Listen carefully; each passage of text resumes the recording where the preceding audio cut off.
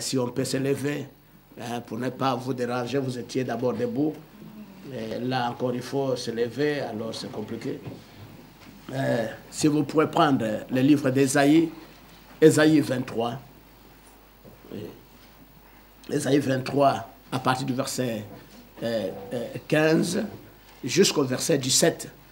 S'il y a un frère qui peut trouver ça rapidement, les histoires des téléphones, souvent c'est ça qui n'est pas bien avec moi. Je trouve les choses là, mais quand je viens surtout devant les gens, je suis un peu embrouillé.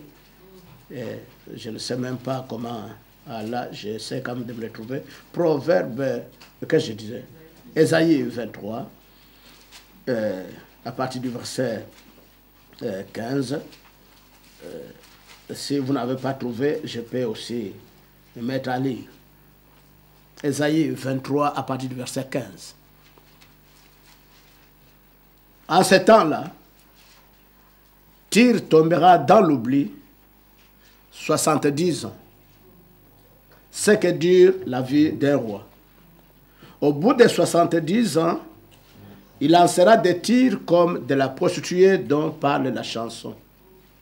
Prends la harpe, parcours la ville, prostituée qu'on oublie. Joue bien, répète tes chants, pour qu'on se souvienne de toi. Au bout de 70 ans, l'Éternel visitera Tyr, et elle retournera à son salaire impur. Elle se prostituera à tout le royaume de la terre, sur la face du monde. Si je peux continuer au verset 18. Mais son gain et son salaire impur seront consacrés à l'Éternel. Ils ne seront ni entassés, ni conservés, car son gain fournira pour ceux qui habitent devant l'Éternel une nourriture abondante et des vêtements magnifiques. Veuillez vous asseoir, que Dieu bénisse sa parole. Je vais parler, si je peux me faire comprendre, sur un petit sujet que nous connaissons beaucoup, ce qui dérange la vie de l'homme. Mon sujet ce matin, c'est sur la durée. La durée. Une période. Alors si il y a une chose qui dérange la vie des hommes, la grande partie de la vie de l'homme est dérangée par la durée. Je prendrai un exemple. Lorsque quelqu'un ne connaît pas la durée d'une situation, en fait, c'est ça qui va beaucoup lui déranger. Un exemple, par exemple, tu voyages. Tu arrives à l'aéroport, on va te dire que le vol viendra à 23 heures. Et tu es là, tu connais que le vol va arriver à 23 heures. Mais si à 23 heures le vol n'arrive pas, c'est ça qui va commencer à te déranger. Parce que tu savais dans ta tête qu'à 23 heures, je vais monter dans l'avion. Mais 23 heures arrivent, l'avion n'est pas là, tu ne sais plus quoi faire.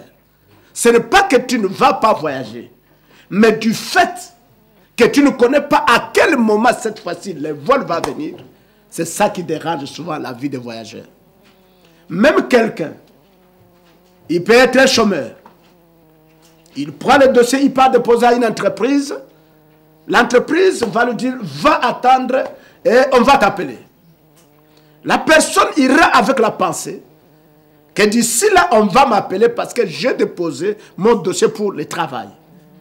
Mais ce qui va lui déranger, quand il voit que depuis qu'il a déposé le dossier, on ne l'appelle pas. Je vous dis, c'est ça qui va commencer à troubler la vie de quelqu'un. Même à l'hôpital, vous partez chez un médecin, il va te mettre la perfusion. Il suffit que le médecin te dise qu'elle ne te dérange pas. La perfusion, elle va faire 2 heures. Pour toi, ça sera facile de gérer cette situation parce qu'il suffit de mettre ta montre. Tu regardes que depuis qu'on m'a mis la perfusion, jusqu'à là où je suis, je crois, il me reste 30 minutes, selon la durée qu'on m'a fait savoir de la perfusion. Mais lorsque tu ne connais pas la durée de quelque chose, c'est ça qui va en fait te déranger. Même quelqu'un qui est dans l'abondance. Parce que vous remarquerez que quand quelqu'un est en abondance, ne pensez pas qu'il est tranquille dans son esprit. Non, du fait qu'il ne connaît pas, combien de temps restera-t-il dans l'abondance? Cela va lui déranger. Et il est obligé de chercher de meilleures banques, de meilleurs coffres forts pour conserver sa richesse. Est-ce que je me fais comprendre jusque-là? Alors, vous remarquerez que même les disciples, quand ils marchaient avec le Seigneur, ils sont arrivés à Jérusalem. Ils ont vu le gigantesque temple qui était construit par Salomon. Et ils ont fait attirer l'attention au Seigneur. Que le Seigneur regarde un peu cette construction, ce temple, comment il est grand. Le Seigneur leur dit, il va arriver un temps où il ne restera pas pierre sur pierre. Alors, ce n'est pas que les disciples ne croyaient pas. Ils ne croyaient que le temple là, un jour sera détruit d'après la parole du maître. Mais ce qui leur dérangeait, parce que vous verrez qu'ils ont marché, arrivé à un certain niveau, ils ont dit, mais messieurs, on ne peut pas avancer comme ça. Tu nous as dit qu'il viendra un temps où il y aura la destruction du temple. Mais dis-nous, ça sera quand? Dites Amen. Amen. Et ils savaient aussi qu'il y aura l'avènement du Seigneur. Amen. Ce n'est pas qu'ils doutaient que le Seigneur ne viendra pas. Ils savaient, mais le problème, dis-nous quel temps ça sera. Et ils ont profité de savoir, puisqu'ils savent aussi qu'un jour, il y aura la fin du monde. Mais dis-nous, ça sera quand? Quel sera le signe? Donc, ils ont posé les questions concernant la durée. Mais malheureusement, vous remarquerez que Dieu écrit la durée. C'est l'homme qui ne veut pas chercher là où Dieu a écrit la durée. Dieu ne nous laisse pas comme ça. La durée de chaque événement est écrite. Quand les Juifs ont posé la question, dis-nous quand est-ce que le temple là sera détruit. Le Seigneur n'a pas laissé comme ça. Il les a répondu.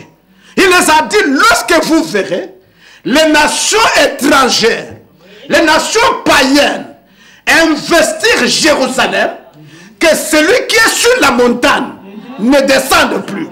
Donc le Seigneur a écrit la durée, mais je suis surpris. Je suis même malade. La réponse fut donnée clairement par le Seigneur concernant la durée. C'est-à-dire ce que moi je vous ai dit concernant la destruction du temple. C'est lorsque vous allez voir les histoires commencent à quitter. On m'a mis beaucoup d'histoires là. Frère qui m'a mis ça, comment on arrange? Tu avais mis ça même où? Excusez-moi. Je suis un très bon Africain. Pur de sang. Merci beaucoup. C'est comme ça? Ok. Alors, quand le Seigneur leur avait dit que lorsque vous verrez Jérusalem investi par la nation païenne, ça sera un temps pour vous de savoir que là, la prophétie va s'accomplir. Mais les Juifs, malgré qu'ils ont vu que Titus, les Romains, avaient envahi Jérusalem, ça ne leur a absolument rien dit. Ils ont pensé que les choses resteront comme c'était auparavant. Jusqu'à ce qu'ils étaient surpris. Et le sang des Juifs coulèrent sur les rues de Jérusalem parce qu'ils n'ont pas voulu lire le temps dans le temps. Est-ce que je peux continuer? Jusque-là, c'est un peu clair, je crois. Amen. Donc, la durée, Dieu l'écrit partout. Mais c'est l'homme qui ne veut pas étudier sur la durée. Même quand les gens sont célibataires. Hein? Par exemple, une jeune sœur qui vient à l'église, elle va se mirer, elle va voir qu'elle est belle, elle a l'âge d'aller en mariage. Alors, à un moment, une nouvelle sœur vient après elle. Parfois, c'est elle qui l'a amenée au Seigneur. Mais c'est elle qu'on prend déjà vite en mariage. Et qu'elle, elle va commencer à se poser des questions. Oh, mais comment? Qu'est-ce qui se passe dans ma vie? Ce n'est pas qu'elle redoute qu'elle ne sera pas mariée. Mais le problème est que même ceux qui viennent après elle vont en mariage, mais elle n'est pas en mariage. Et c'est ça qui va commencer à le troubler. Et malgré ça aussi, même quand on se marie, on est confronté à des difficultés sur la durée. Je m'explique. Quand un frère se rencontre avec une sœur, en vue du mariage, hein, même les jours de célébration, vous allez voir les dents sont dehors. Les visages rayonnent de joie. Mais quand ils commencent à vivre ensemble, il faut 1 an, 2 ans, 3 ans. Ah, dites amen. Amen. Cette période de durée va faire en sorte que les problèmes commencent. La sœur qui était bonne hier, à cause de la durée devient mauvaise. Non, toi si je savais. En tout cas, moi, je suis comme ça. Tu sais, d'abord, moi, je suis universitaire. Beaucoup d'histoires commencent à naître. À cause de la durée. Est-ce que vous me comprenez bien? Amen. Et la sœur aussi, hein, quand, surtout chez vous ici en Europe, j'apprends que le mariage peut commencer à 5h30, à 6h ça s'arrête. Bon, la sœur aussi va voir, à moi qui restais célibataire, Dieu m'a fait grâce. Oh Dieu, merci, tu m'as donné un bon mari. Là, c'est le premier jour, quand on est en train de célébrer ici. Oh, merci Seigneur, ça c'est mon épouse. Le pasteur demande, est-ce que tu aimeras cet homme, même si les choses deviennent comment? Oh, je le jure, pasteur. Au nom du Seigneur, je resterai avec lui jusqu'à la fin. Mais quand le problème arrive, la sœur, à la minute, elle commence déjà à voir un frère qu'il avait calculé dans la tête. Voilà. Et toutes les histoires qu'il va commencer à soulever dans la maison, ce n'est pas parce que le frère est totalement mauvais, mais c'est simplement parfois la durée. Mais si les gens se marient en dehors de la durée, je crois qu'il y aura la compréhension. Parce que le fait de se marier ne veut pas dire que les problèmes ne viendront pas. Mais c'est l'amour qui est en dehors de la durée. Parce que l'amour n'est pas dans le temps. Ah, dites Amen. Est-ce que jusque là j'aime? Ne vous fâchez pas s'il vous plaît, je parle sur moi. Alors, maintenant remarquez, même quand le martyr de la foi, je crois que c'est dans l'Apocalypse, ils réclamaient vengeance de leur sang.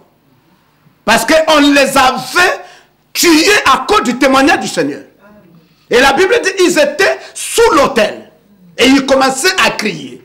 Ils savaient qu'ils adoraient un Dieu de vengeance.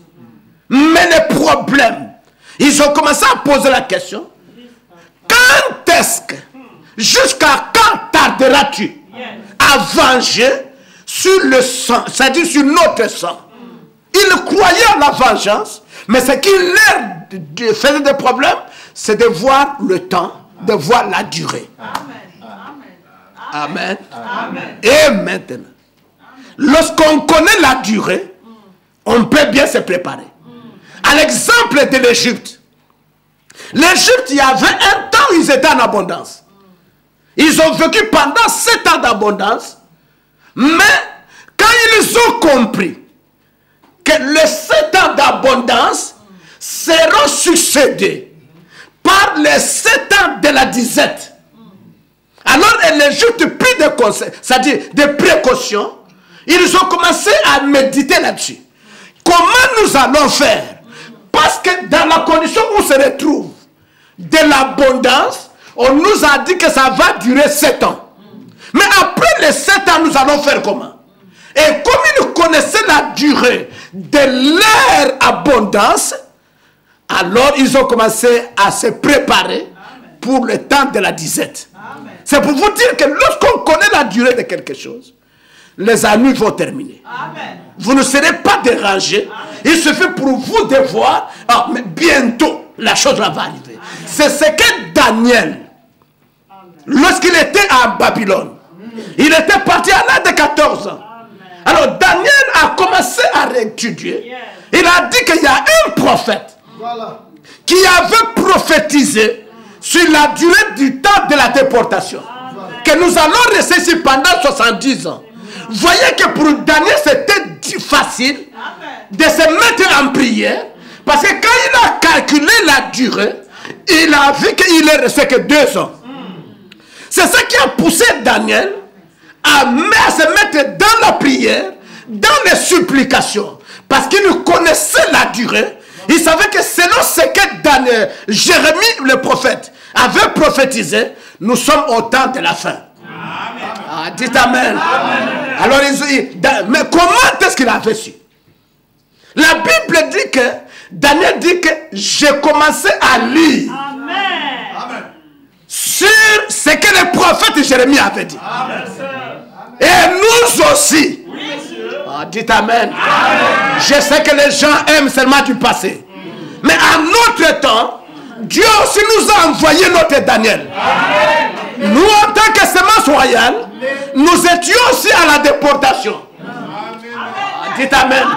Quand nous étions dans les dénominations, c'était aussi notre déportation. Est-ce que vous me comprenez? Alors il a fallu que Daniel, notre Daniel à nous, à savoir William Marion Branham, c'est lui qui doit nous dire à quel temps nous sommes. Voilà pourquoi il a prêché un message. Messieurs, quelle heure est-il? Ah, dites Amen. Et il ajoute encore, il dit les événements modernes rendus clairs par la prophétie. Donc il est en train d'écrire la durée du temps dans laquelle nous sommes. Mais c'est nous qui ne voulons pas lire le temps dans le temps. Jérémie, plutôt Daniel, n'avait pas inventé des histoires dans sa tête pour connaître la durée. Daniel s'est mis à lire le livre de Jérémie. Et nous aussi, nous ne pouvons pas inventer des histoires pour savoir en quel temps nous vivons. Lisons seulement les prophéties de William Branham. Nous saurons dans quel temps nous sommes. Et quand nous connaîtrons ça, les années ne seront plus dans la tête. On ne se posera plus de questions sur telle ou telle chose. Parce que nous connaissons la durée. Amen. Il y a eu, je ne sais pas si c'est comme ça qu'on prêche. Il y a eu un roi dans la Bible.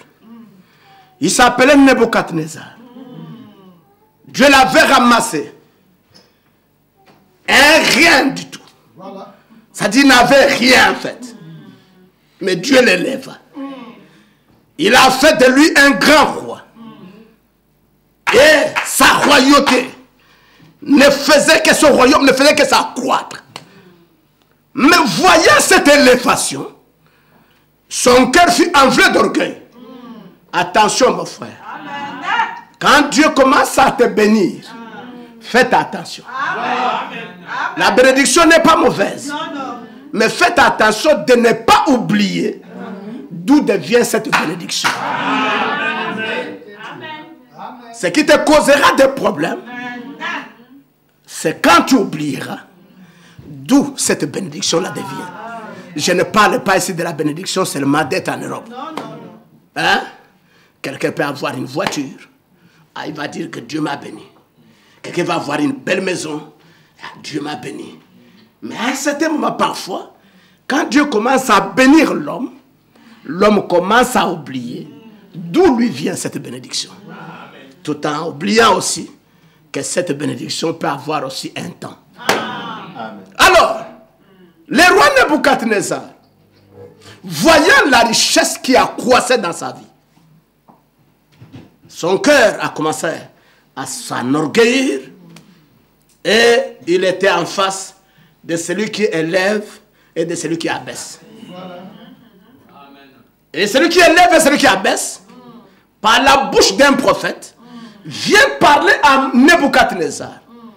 Il dit, à cause de ça, à cause de ce que tu as oublié, qui a fait de toi ce que tu es, je vais te jeter dans l'amnésie.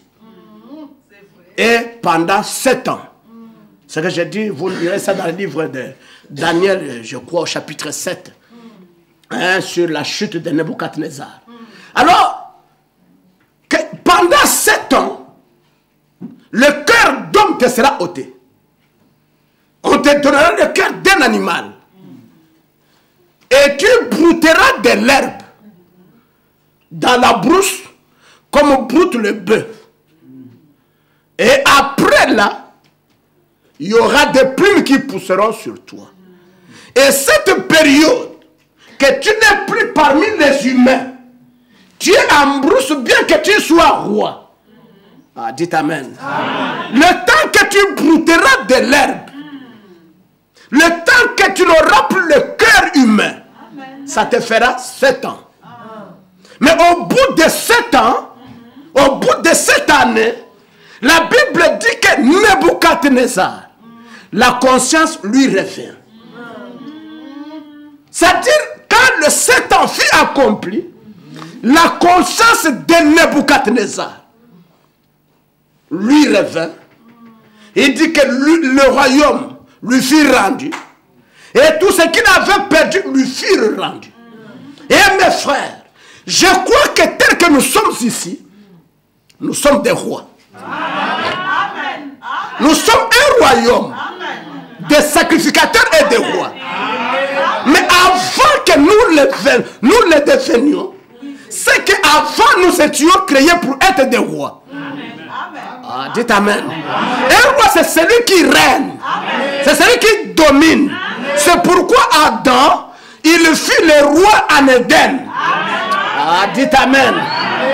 Mais un temps, du fait qu'il oublia d'où lui revenait ça, il perdit sa royauté, il perdit la gloire, il perdit tout. Mais il devait y avoir un temps où les choses qu'Adam perdit, il devait les retrouver. Amen. Et je vous dis que par représentation, amen, dites amen, amen, ce matin, alléluia, amen, je ne sais pas si je peux avancer comme ça, amen, ce matin nous aussi, amen, avant que nous tombions dans le péché, nous n'étions pas des pécheurs. Ah, le croyez-vous? Nous étions fils et filles de Dieu, amen, mais nous sommes rentrés dans l'amnésie et nous avons oublié notre Dieu. Ah, dites amen. On a commencé à substituer Dieu par autre chose. Mais Dieu savait que le temps de substitution prendra 7 ans. Dites amen. C'est pourquoi vous verrez qu'il y a l'âge d'Éphèse, qu'il y a l'âge de Pergame, il y a l'âge de Laodicée. Mais après Laodicée, l'église, l'épouse, reconnaît son vrai Dieu. Il connaît même sa nature. Il connaît là où il habite. Mais avant ce temps, l'épouse est dans l'amnésie, comme le roi Nebuchadnezzar. Voilà pourquoi le temps de l'amnésie de Nebuchadnezzar, il est passé par l'âge du lion. Le croyez-vous? Parce que quand on l'avait chassé en brousse, on n'avait pas dit que tu seras plus roi. Mais tu es roi, mais tu règnes en brousse. Or que le roi de la brousse, ce n'est que le lion. Le croyez-vous? Alors maintenant, on a dit encore que tu brouteras de l'herbe comme broute le bœuf. Et ça, c'est l'âge du bœuf. Ah, dites amen. Amen. Dites amen. Jusque-là, Nebuchadnezzar, la conscience n'est pas revenue. Voilà. Et après, c'est là le cœur d'homme devait lui être ôté. C'est l'âge de l'homme. Et maintenant, à la fin, il a fallu que les plumes poussent sur son corps comme les plumes d'un aigle. C'est l'âge de l'aigle. Ah, dites amen. Maintenant, remarquez, après l'âge de l'aigle, il n'y a rien d'autre. Ce n'est que la restitution, le rétablissement du roi Nebuchadnezzar. C'est à cette période que Nebuchadnezzar va se rendre compte que j'ai en face de moi celui qui peut élever et celui qui peut abaisser.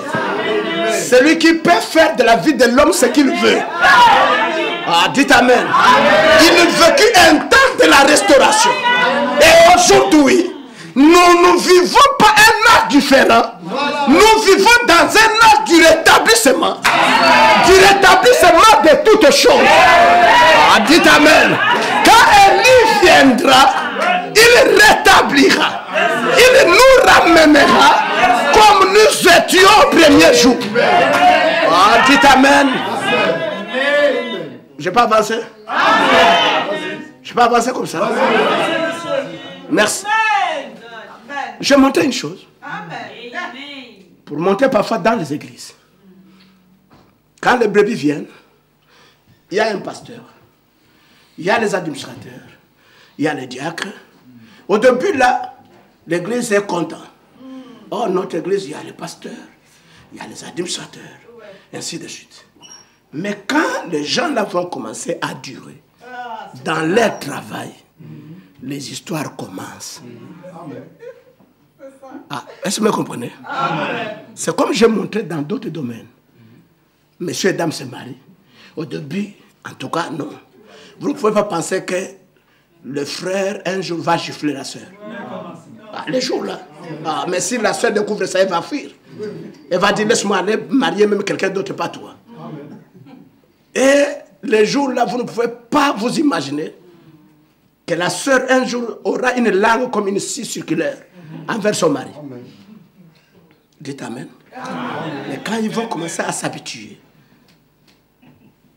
surtout quand on découvre, parce que quand on se marie là, la soeur ne connaît pas comment le frère est constitué à l'intérieur.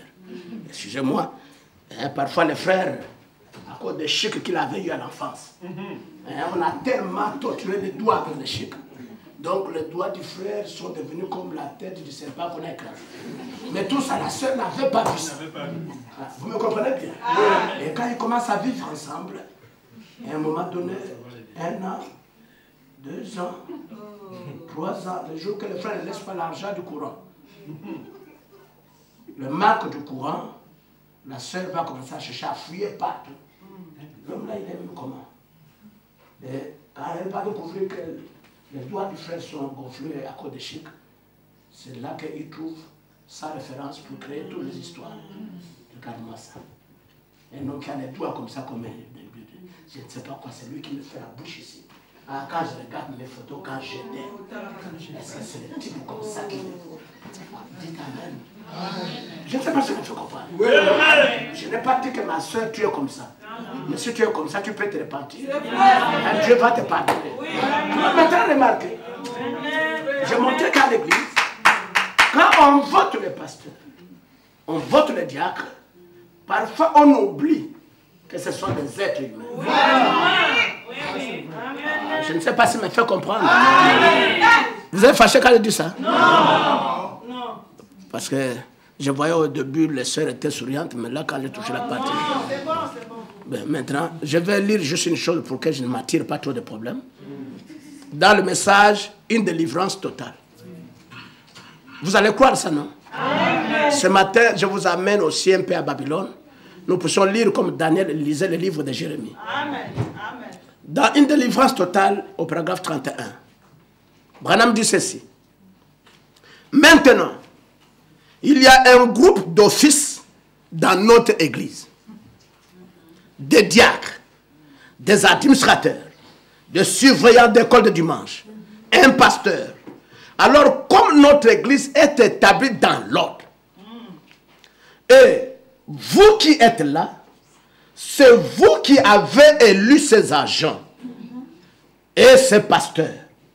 Je suis simplement surveillant général qui suis là pour voir si tout va bien et pour donner des conseils.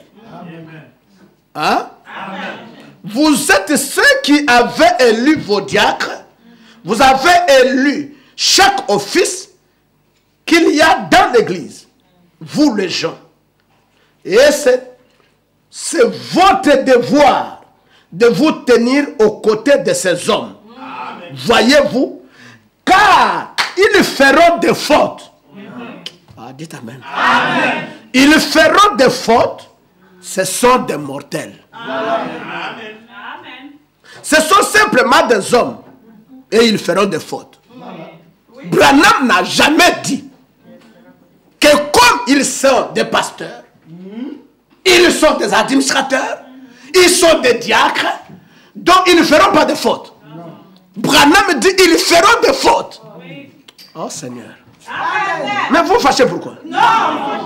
Bon, si vous n'êtes pas fâché, dites Amen. Amen. Donc, les gens que vous élisez dans votre église, d'après Branham et d'après la réalité, ce sont des hommes. Ce sont des êtres humains. Et ils feront des fautes. À moins que vous voulez amener un autre message.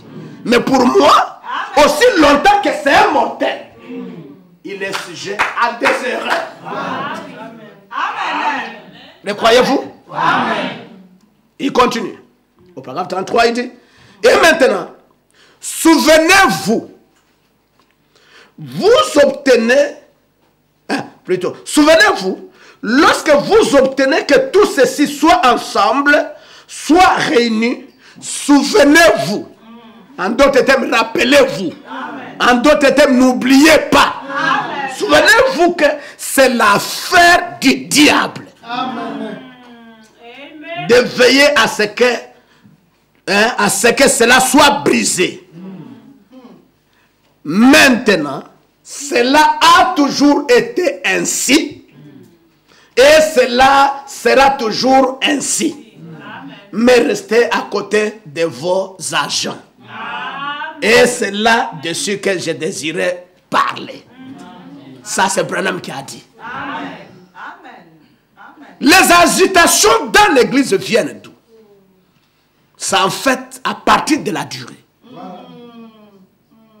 Les frères, vous l'avez élu, vous n'aviez pas vu de fautes. Mais étant un mortel, parfois inconsciemment, il pose un acte qui n'est pas louable. Et il mérite des réprimandes.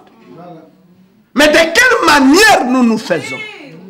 Au lieu de prendre le conseil, parce que Branham dit, je ne suis que votre surveillant général pour voir comment les choses marchent. Et je vous donne des conseils. Mais au lieu de prendre les conseils que Dieu nous a donnés dans cet âge, souvent c'est là qu'on profite pour détruire, pour salir, pour saccager. La durée, c'est un problème. Amen. Quand vous les avez lus les premiers jours, vous les avez appelés vos frères. Vous les avez embrassés. Et vous avez dit, oh précieux frère, Dieu soit béni. Vous avez levé la main. Je veux que cet homme soit mon diacre. Je veux que cet homme soit mon pasteur. Je veux qu'il soit l'administrateur. Tu avais levé la main. Est-ce qu'on est d'accord? Mais tu sais pourquoi les problèmes viennent? C'est parce que tu as oublié une chose, que celui que tu disais que c'est mon pasteur, c'est le diacre, c'est un mortel. Et en tant que mortel, d'après la parole, il commettra des fautes. Oh. Oh Seigneur. Que je laisse le parti là. Si vous voulez que je change la prédication, je peux prendre un autre sujet. Ah d'accord, on peut continuer, non? Alors, merci beaucoup pour votre gentillesse. Donc, parfois, lorsqu'on oublie que le prophète nous a donné un conseil, que c'était mortel, mon frère, ma soeur, même le mari que tu as, ne pense pas que c'est un extraterrestre. C'est un mortel. La femme que tu as, c'est une mortelle. Et en tant que mortel, il lui fera aussi des fautes. Mais en faisant des fautes, on ne t'a pas dit. Ah, dites amen. On ne t'a pas dit que tu te sépares. Parce que c'est un mortel. Quand tu veux te séparer de lui, forcément, toi, tu ne seras plus un mortel. Parce que toi-même, en tant que mortel, tu commettras aussi des fautes. Mais s'il t'a pardonné, pourquoi toi, tu ne peux pas pardonner ton prochain? Je parle sur la durée. Dites amen. Ce qui fait qu'on n'arrive pas à se pardonner les uns les autres, c'est à cause de l'habitude. Quand on reste longtemps, vous savez, quand on dure longtemps avec une chose, parfois la chose là devient banale. Vous connaissez l'histoire d'un homme qui était resté longtemps dans la mer. C'est le prophète qui parle de lui. Non, c'est un vieux loup de mer, il parle. Il dit, ce vieux loup de mer, il a grandi dans la mer. Alors, tous les mugissements de la mer, ça ne disait plus rien au vieux loup.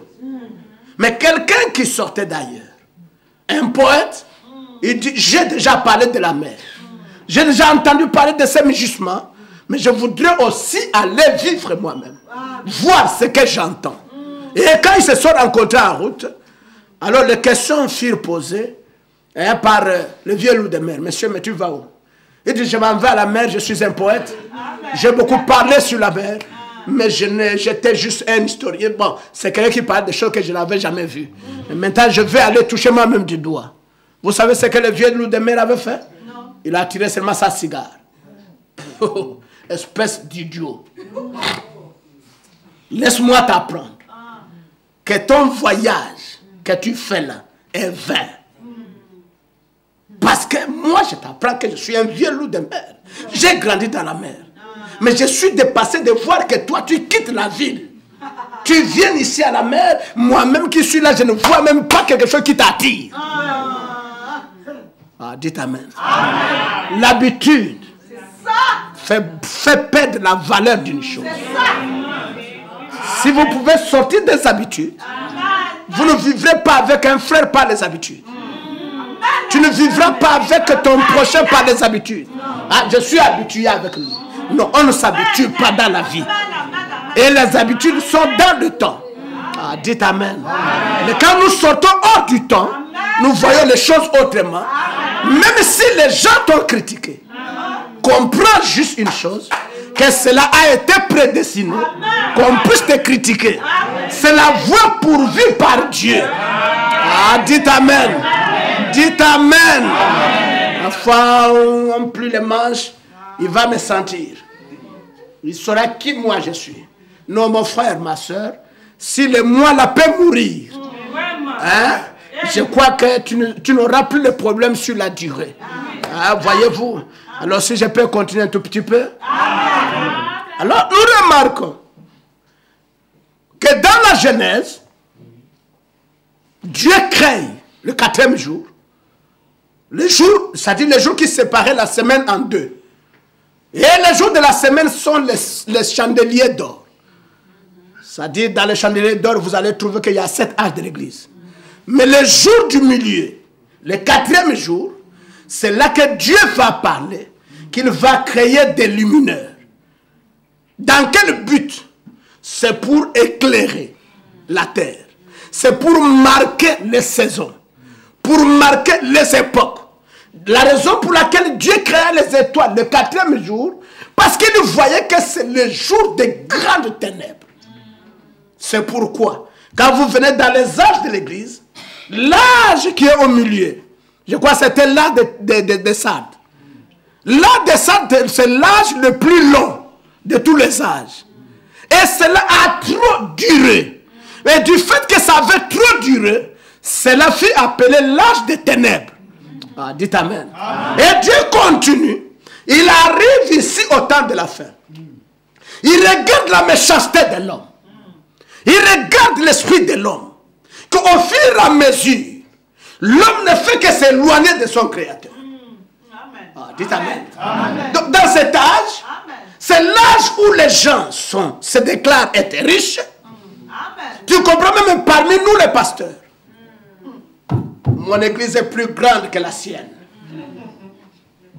J'ai des plus gros membres dans l'église. J'ai même le directeur des affaires inutiles et compliquées qui prie dans mon église. Mais tout cela, ça a quel sens? Et c'est ça qui fait qu'on n'arrive plus à lire le temps. On se vante simplement. Moi, j'étais célibataire, je me suis marié. C'est ça Laodicée. Laodicée se déclare être riche. Vous ne savez pas? La réprimande de Dieu envers Laodicée, c'est à cause de son orgueil. Et il oublie les origines de sa richesse. Et Laodicée, Dieu lui dit, dans ce cas, je vais te vomir. Tu te crois riche. Mais alors que moi, quand je te regarde, tu es misérable. Tu es pauvre. Aveugle, pauvre et nu. C'est l'âge même où les gens se vantent dans les habits. Moi, là où tu me vois là, ça les gens achetaient ça à 8 000 €. Est-ce que toi, tu peux acheter ça? Ce que j'ai là, c'est le Mantum 7. C'est très bien. Mais tout c'est là où est la place de Dieu dans le cœur. C'est l'âge où les gens ne se soucient plus. Qu'est-ce que Dieu pense d'eux? Les gens se soucient simplement. Qu'est-ce que je vais manger demain? Ah, moi, depuis là, pourquoi je ne suis pas marié? Mais quand est-ce que ma situation va s'arranger? Mais les gens ne se soucient pas dans quel temps nous vivons. Si les gens comprennent que nous sommes au temps de la fin, beaucoup de choses, les gens ne devraient pas le faire. Genre de petites critiques dans l'église. Tel critique l'autre. L'autre ne veut pas saluer l'autre. Tous en s'appelant toujours chrétien. Mes frères, William Branham dit, quand il est parti de l'autre côté du temps, il n'a pas vu autre chose. Il n'a pas vu comment vous habiller. Il n'a pas vu vos parler en langue. Il n'a pas vu vos grandeurs de ministère. Il n'a même pas vu vos parler en langue, vos prophéties. Il a vu une seule chose. Et quand il est revenu dans le temps, il dit, mes frères, tout ce que nous pouvons faire, mettons d'abord de côté, recherchons l'amour. Pas l'amour de la nation. Parce que souvent aussi, on s'aime parfois, par nos origines du village. Ce n'est pas ce genre d'amour que je parle. Ce genre d'amour, on peut trouver ça même chez les charlatans. Même dans les bistrots, dans les bars, de fumer du tabac. Il se partage de microbes aussi en se disant que je l'aime. L'autre fume un peu. Et l'autre dit, ah mon gars, vraiment un morceau. Et il ne sait pas que celui qui lui donne là, il a la tuberculose. Mais il lui donne. Il lui transmet. Même des maladies vénériennes. Ah, dites amen. Parfois, monsieur va, ah chérie, je t'aime. Mais l'autre aussi, connaissant sa situation, il va accepter seulement. Et puis le lendemain, le pauvre frère, les dents deviennent comme un singe brûleux. Pourquoi? Parce que l'autre qui disait qu'il l'aimait, il lui a donné une maladie. Dites amen. Ça, ce sont des faux amours. Des substituts d'amour. Le vrai amour, tu aimeras ton prochain comme tu t'aimes toi-même. Ah, dites amen. Alors, si tu dois aimer ton prochain comme tu dois t'aimer toi-même, si tu veux critiquer quelqu'un d'autre, commence d'abord à te critiquer toi-même. Comme ça, je saurai. Ah, dites amen. Je saurai que la leçon d'aimer, tu connais ça. Ah, dites amen. Ou bien quand tu critiques toi, comment ça te ferait? Si ça te ferait du bien, continue dans cette voie. Mais je me vois mal que quelqu'un comprend qu'on lui critique, il soit là content dans le cœur. Et ce que tu ne veux pas qu'on te fasse, ne le fais pas aussi à quelqu'un d'autre. Ah, dites amen. On devrait être un même peuple, des mêmes frères. Quand je parle avec un frère, je lui parle de tout mon cœur. Quand je suis avec une soeur, je parle de tout mon cœur. Oh, dites amen. Mais le problème aujourd'hui, nos amitiés ne durent pas. Parce que la seule chose qui peut durer, ce n'est que l'amour. Le vrai amour, c'est ça qui dure. Le reste des choses, ça ne dure jamais. Ce sont des choses éphémères. Même la beauté, elle aura un temps, ma soeur.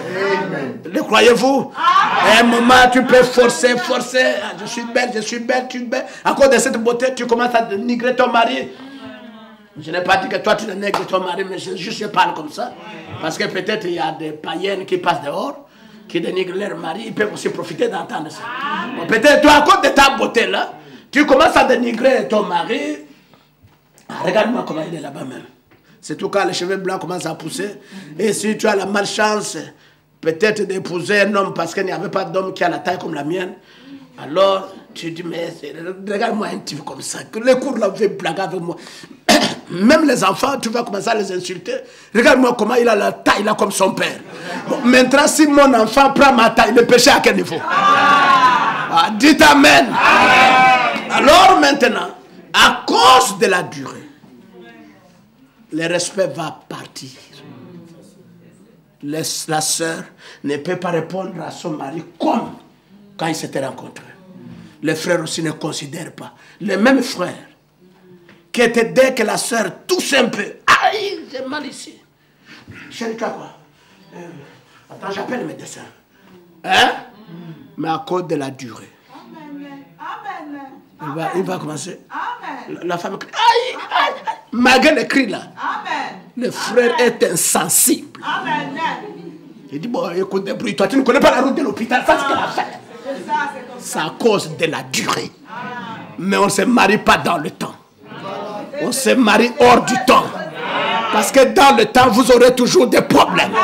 Mais quand vous sortez hors du temps, il y aura le Dieu suprême. Et c'est lui qui va vous gérer, vous deux. Dit, ah, vraiment là, chérie, j'ai mal fait. Pardonne-moi. Pardonne-moi parce que je ne devrais pas te parler comme ça. Mais aujourd'hui, ce sont des choses rares dans la vie des couples, des gens qui se disent chrétiens. Hein? Il a blessé sa femme, il a blessé son mari. Vous savez que vous pouvez blesser quelqu'un même par son langage, non?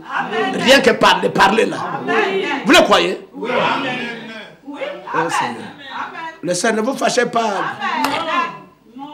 Même si vous fâchez, il y a une soeur là-bas qui prend soin de moi à la maison. Je vous dis, c'est terrible. Parce qu'un homme comme moi, pour me supporter dans ta maison, je reconnais que vraiment, quand je viens, les habits, qu'on peut mettre même un endroit, je balance ça. Un jour, peut-être, elle va trouver même des chaussures dans la cuisine. Mais elle supporte ça. Alors, je crois qu'elle ne va pas me refuser. Mais, voilà, merci beaucoup. Alors, maintenant, le frère me dit, l'âge de la Odyssée, c'est l'âge le plus court de tous les âges. C'est-à-dire, s'il y a des âges qui pouvaient avoir du temps, qui pouvaient faire dire, bon, j'ai encore du temps, je mettais telle chose en ordre, mais l'âge là, il n'y a plus de temps. À quel moment il n'y aura plus de temps? C'est quand le 7e messager se mettra à sonner de la trompette. Il ne sonne pas la trompette pour le plaisir de sonner. Il sonne la trompette pour le retour. Le retour où, dans ton pays d'origine. Et ton pays d'origine, ce n'est pas le Congo, ce n'est pas le Gabon, ce n'est pas la Belgique, ce n'est pas la France. Ah, dites Amen. Tous ces pays-là sont pourris jusqu'à la mort. Tous ces pays-là, quel que soit le président, le roi qui peut être, ils sont dans la pourriture. Ça, c'est l'âge où nous devons sortir de nos nationalités. Parce qu'avec l'esprit national, nous avons l'esprit du pays. Quand tu es Congolais, tu vas agir comme des Congolais. Quand tu es Gabonais, tu vas agir comme des Gabonais. Si tu es Belge, tu vas agir comme des Belges. Si tu es Français, mon enfant, je suis venu les soigner. Alors, remarquez mes frères, dans cet âge, William Branham dit, c'est l'âge le plus court de tous les âges. Et c'est l'âge des actions rapides. Le croyez-vous? C'est-à-dire, s'il y a quelque chose que je dois arranger dans ma vie, je n'ai plus le temps à perdre. Quand tu sors ici, mon frère, comprends que le temps où nous sommes, il n'y a plus le temps. C'est le temps que tu dois prendre conscience. C'est le temps où tu dois te souvenir que est-ce que j'étais créé pour vivre comme je vis là? Est-ce que réellement ma nature me permet de vivre longtemps comme ça? Seigneur, fais-moi grâce.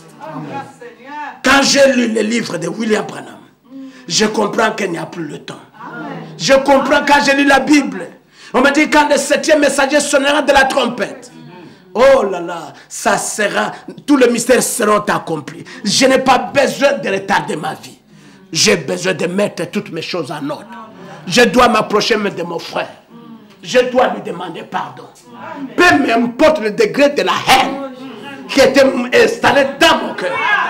Quand je regarde le temps que j'ai vu, Seigneur, la haine là m'amènera où? La première personne qui avait la haine dans son cœur, quelle était l'issue des choses et quelle était sa fin. Et si moi je dois continuer à garder cette haine, j'ai vu des gens même dans l'église, je ne dis pas que c'est votre cas, mais étant un pasteur, je crois que les esprits sont les mêmes. J'ai toujours dit que les esprits ne prennent même pas le visa pour se balader dans la terre. Les esprits ne prennent même pas le cas de séjour ou bien quand un esprit veut se promener, il se promène librement. Le même esprit du mensonge qui peut se de la tuerie qui était en Éden. Ça a voyagé, ça arrivait même en Belgique. Hein? Le même esprit qui avait la jalousie dans le cœur des frères de Joseph. Le même esprit se retrouve même au Gabon. Partout dans le monde. C'est pourquoi je dis que l'esprit n'a pas besoin de prendre de visa. Ah, dites amen. Il n'y a pas de problème. Donc ce sont les mêmes esprits. En tant que pasteur, je sais que souvent dans les églises, tu peux trouver deux frères dans la même église. Un problème qu'ils avaient eu depuis longtemps. Il a du mal à demander pardon. Il a du mal à dire, mon frère, pardonne-moi, je sais que j'ai tort. William Branham dit, si vous voulez savoir que vous êtes fils et filles de Dieu, excusez-moi, j'aimerais que quand vous direz que vous avez les ailes pour Dieu, que vous puissiez commencer à reconnaître, mon frère, j'ai tort. Amen, amen. La partie là, les gens peuvent chanter dans l'église comme des rochinioles. Les gens peuvent prophétiser jusque des prophéties mensongères. Des gens peuvent rouler par terre. Mais très souvent, l'esprit de pardon n'existe pas. Mais vous ignorez une chose. Jésus dit, je prêche avec beaucoup de réserve. Hein? Jésus dit, si vous voulez prier, commencez d'abord à pardonner ton frère. Amen. Si tu ne veux pas pardonner, dis la Bible, toi aussi on ne te pardonnera pas. Bon, imagine qu'on ne te pardonne pas de ton péché. Bon, toi tu iras où avec ça? Ça va te donner quoi? Apprenez à être compatissant. Pardonnez votre frère. Pardonnez votre soeur. Oh non, parce qu'il m'avait fait telle chose. Oui, c'est lui qui a fait. Mais ce qu'il a fait, ce n'est pas ça qui va t'empêcher de rentrer dans le royaume. Lui, il l'a fait, mais toi ne le fais pas. Vous savez, quelque part, quand on te déteste aussi beaucoup, hein, la jalousie l'a fait monter parfois, hein, te favorise l'élévation. Vous savez, malgré la haine des frères de Joseph, ça n'a pas empêché que Joseph devienne le patron de l'Égypte. Et cela n'a pas empêché que les mêmes gens qui ne l'aimaient pas viennent s'agenouiller devant lui. Mon frère, oh, il m'a critiqué en telle année. Enlève les yeux de grenouille, de regardant toujours le passé. Mon frère, regarde là où tu vas. Dites amen. Il y a un pays où coule le lait et le miel que Dieu t'a réservé. Il ne les perd pas à cause des futilités qui vont disparaître dans le temps. Sa haine va s'engloutir dans le temps. Sa jalousie, son arrogance ne sera pas éternelle. La seule chose qui sera éternelle, ce n'est que l'amour. Amen. Et pour terminer, à l'âge de la Odyssée, les gens sont orgueilleux. Et les gens sont devenus amnésiaques. Et l'amnésie, c'est une perte d'identification. Ça, tu ne sais pas qui tu es. Tu ne connais pas tes origines. Mais toi, dans cet âge, Dieu t'envoie un messager, le prophète. Dans quel but? C'est pour venir te montrer que toi, tu es ici pour un temps. Tu as un pays au-delà de ces toits. Un pays de joie et de paix. C'est là que tu veux partir. Comme Daniel avait lu. Il a compris que par rapport à ça, le temps est arrivé à la fin. Babylone, je suis venu ici, ce n'est qu'un esclavage. Ce n'est pas ma terre. Ce n'est pas ici mon pays. Je ne me sentirai pas bien. Oh mes frères, nous sommes étrangers et passagers. Dis-moi quelle est la chose qui peut me satisfaire sur cette terre. J'ai vu aussi des gens qui ont eu beaucoup d'argent. Mais quand la mort est arrivée, l'argent là a fermé la bouche. L'argent c'est une bonne chose mes frères. Mais ça ne règle pas tous les problèmes de la vie. Donc ça ne sert à rien que je me vante à cause de l'argent. Ah, dites amen. Et parfois dans les églises, les gens veulent coopérer entre eux. Celui qui a des moyens va chercher sur celui qui a des moyens. Non. Dans l'âge de Noé, les plus forts et les plus faibles devraient coopérer ensemble. Tu as des moyens, l'autre n'a pas de moyens, mais nous sommes dans l'âge de Noé. Alors coopérons ensemble mes frères. Ne me dénigrez pas parce que je n'en ai pas. Je n'ai pas choisi ça. Ah, dites amen. Si Dieu t'a donné, c'est peut-être pour que moi aussi, à partir de toi, je puisse être bénéficiaire. Ah, dites amen. Parce que nous sommes complémentaires les uns les autres. Tout ce que Dieu te donne n'est pas seulement pour toi. Ah, il peut te donner ça pour quelqu'un d'autre. Je crois que c'est la vérité, non? Alors dans ce cas, enlevez l'égoïsme. Arrêtez la vie de soi-même. Apprenez à vivre pour quelqu'un d'autre. C'est même ça la voie du salut. C'est ça la signification du calvaire. Alors remarquez mes frères, je vais terminer. Alors, Laodicée aveugle à cause de sa richesse. Et il oublie une chose. Que Nebuchadnezzar est resté pendant 7 ans dans l'amnésie. Et l'église de Laodicée, là de Laodicée, quand vous regardez bien, les gens courent seulement derrière les richesses. Au point même que des frères dans les églises deviennent des escrocs à cause de courir derrière la richesse. Ah, dites Amen. C'est vrai, dans ton escroquerie, tu as réussi. Mais dis-moi, ça t'amènera où? Est-ce que tu te poses la question? Tu crois que tu resteras avec ça éternellement? Vivez correctement. Vivez avec une conscience irréprochable. Il peut y arriver une erreur. Dieu ne te condamne pas parce que tu as fait cette erreur. Mais Dieu va te condamner quand on te donne l'occasion de sortir de l'erreur et que toi tu ne veux pas sortir de l'erreur. Quand la trompette sonne, c'est pour te ramener dans ton pays natal. Parce que c'est ça même le jubilé. Le jubilé de Nebuchadnezzar, c'était lorsqu'il a reconnu le vrai Dieu. Et je crois que l'épouse aujourd'hui doit vivre dans son jubilé. Et quand je vis dans le jubilé, alléluia. Esaïe dit consolez, consolez. Dis au cœur de Jérusalem. Dis à la fille de Jérusalem que son iniquité est expiée. Son péché est fini. Donc je ne dois plus être esclave de quelqu'un. Ah, dites Amen. Même pas l'esclave, oh non, les autres de qui j'ai fait Sorville. Je ne suis pas esclave de quelqu'un, je suis esclave de la parole. Si la parole me dit je fais ça, je n'attends pas les ordres de quelqu'un d'autre. Il s'agit de mon nom dans les rouleaux du livre. Il ne s'agit pas de quelqu'un d'autre. Ça me concerne moi. Si on a parlé du maçon, on a parlé de bagarre. Si j'ai l'esprit de bagarre, c'est que c'est à moi que l'esprit s'adresse. Je dois dire Seigneur, je ne dois pas sortir d'ici avec ça. Je dois changer. Je dois être une nouvelle personne. Je dois commencer à considérer les choses d'une autre manière. Je dois sortir d'ici en embrassant les frères que je n'avais pas l'habitude d'embrasser. Je dois sortir d'ici en embrassant la sœur que je n'ai pas l'habitude de regarder. Que j'arrête un peu mes choses. Que j'arrête d'avoir tout le temps raison dans ma vie. Laisse que je m'humilie et que je reconnaisse aussi que j'ai l'air. Dis Amen. Parce que humain, je suis sujet à des erreurs. Ça ne me coûte rien de m'humilier. Et l'humiliation. Amen. Et l'humilité précède la gloire. Quiconque qui ne s'humilie pas, il n'a pas le cœur de Dieu. Le cœur de Dieu aime être humilié. Dis Amen.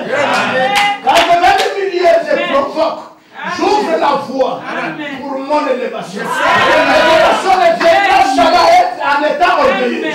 Dieu dit qu'il résistera aux orgueilleux, mais il fait la grâce aux hommes. C'est l'humilité qui fait que tu puisses parler ça. Ne même pas reconnaître. Oh, si je vais dire ça au frère, comment il va me considérer? Peu importe comment il va me considérer. Il n'est pas question comment il va me considérer. Je vais commencer à compter les jours. Je dois apprendre à compter la durée. Je dois apprendre à compter les jours et le temps. Je crois que quand le messager est venu, il est rentré dans la maison. Je suis au temps de la fin. C'est le temps pour moi de débarrasser toute la Babylone, de débarrasser toute l'Égypte. Je dois aller dans le pays. Et quand je rentre dans le pays, alléluia, les choses anciennes sont passées. Je ne dois pas regarder le frère comme je le voyais hier. Je regarde un nouveau frère. Je ne dois pas regarder ma soeur comme je le voyais hier. Je vois une nouvelle soeur. Mon mari est un nouveau mari.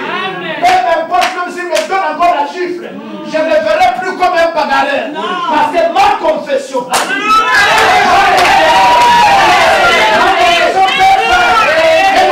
mon mari change. Ma confession peut faire. Que le Dieu de ma femme change. Et quand il peut faire, malgré ça, mon mari est le meilleur mari dans le monde. Oh, ma femme est le meilleur épouse dans le monde.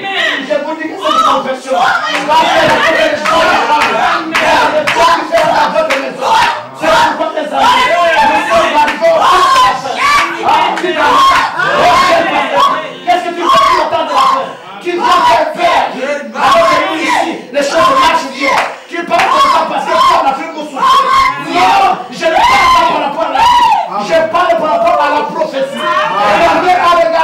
prophétie. Et l'épouse aujourd'hui regarde la prophétie. Jésus a répondu aux familles, aux Juifs. Il les a dit, concernant la destruction du temple, voilà les gens qui vont précéder. Voilà les gens qui vont précéder avant que le temple soit détruit. Dites Amen. Levez vos yeux. Alors, concernant les signes de mon avènement, il a grande réponse. Il dit, ne vous fiez pas parce qu'il y aura plusieurs prophètes. Dites Amen. Il y aura beaucoup de prophètes qui font attention. N'est-ce pas le temps que nous vivons? Tu vas au Côte d'Ivoire, il y a un prophète. Tu vas au Congo, il y a un prophète. Les gens se battent pour être les successeurs de William Branham. Oh, dites Amen. Il n'y a pas de successeurs de William Branham. Dites Amen. Dites Amen. Il a préparé la plateforme pour la parole. Il a donné le cœur de l'Église. Il a préparé la plateforme de quelqu'un d'autre. Si vous avez ce genre de croyance, ça revient du diable. Ça revient de l'enfer. Ça, c'est l'orgueil laodicien. C'est moi qui dis. Après Branham, c'est moi. Le moi là va mourir quand. Si le moi là ne meurt pas, tu ne rentreras pas. Tous les sacrifices que William Branham a fait, ce n'était pas pour préparer que toi tu fasses. C'était pour préparer.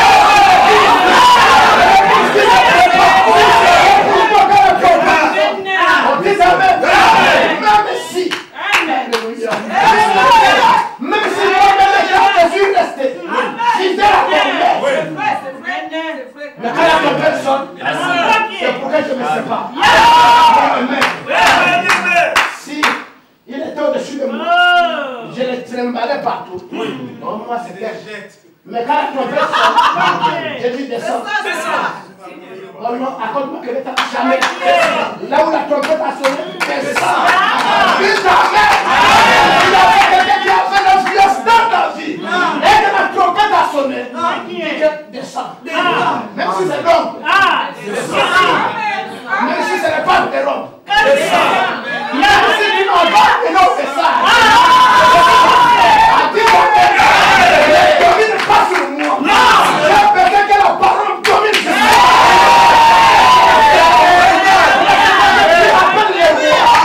Si je suis un roi dans mon chat, je suis un roi dans mon chat, je suis fier d'être un roi dans mon chat.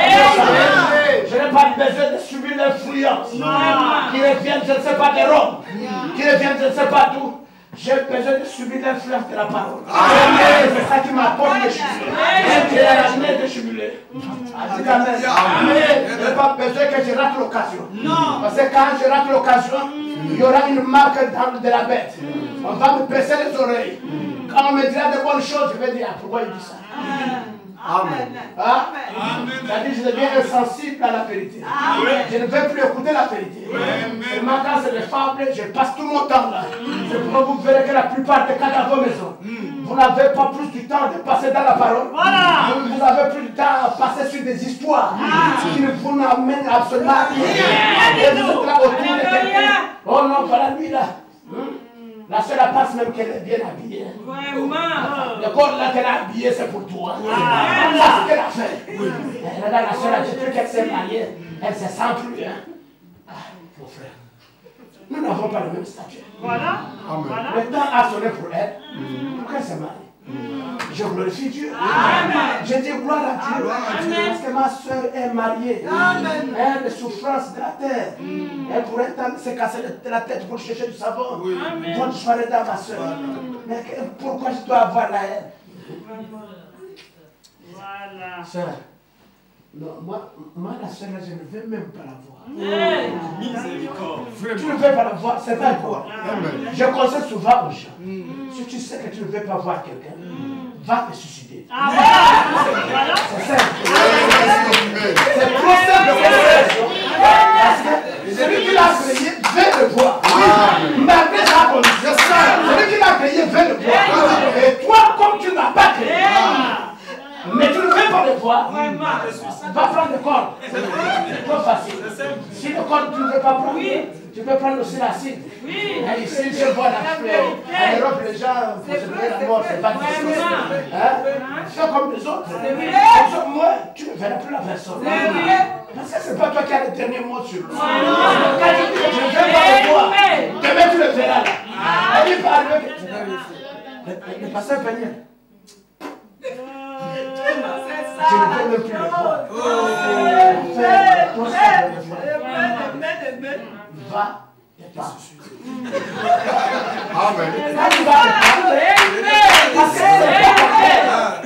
C'est pas parce que tu parles comme ça que le frère ne vivra plus. Il va toujours vivre. Alors, au lieu que tu continues à souffrir, parce que chaque fois